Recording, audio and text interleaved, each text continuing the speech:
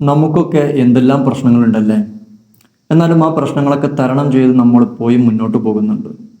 ചില ആളുകൾ ചെറിയ പ്രശ്നങ്ങൾ വരുമ്പോഴേക്ക് ആത്മഹത്യ ചെയ്യുന്നുണ്ട്. അതിനേക്കാളും വലിയ പ്രശ്നങ്ങൾ ഉണ്ടായിട്ടും അതിനെ ഓവർകം ചെയ്ത് ഒരുപാട് ആളുകൾ ചരിത്രങ്ങൾ നമുക്ക് കേൾക്കാൻ കഴിയും. എന്തുകൊണ്ടാണ് അവർ ഓവർകം ചെയ്യുന്നതെന്നറിയോ? ഒരു പ്രതീക്ഷയാണ്.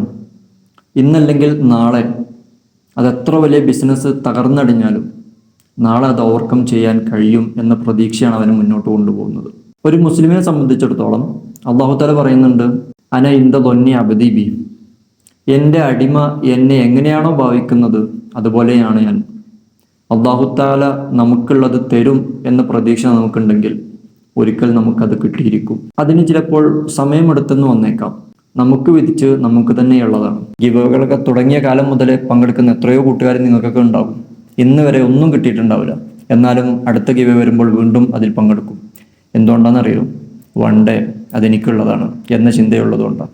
അതുകൊണ്ട് പ്രതീക്ഷ കൈവിടരുത്. എന്തൊക്കെ വിഷയങ്ങളുണ്ടെങ്കിലും അല്ലാഹു തആല ചെയ്തു തരും, അല്ലാഹു തആല എല്ലാം ശരിയാക്കി തരും എന്ന പ്രതീക്ഷ നമ്മുടെ ഖൽബിനുള്ളിൽ ഉണ്ടെങ്കിൽ അത് ശരിയാവുക തന്നെ ചെയ്യും.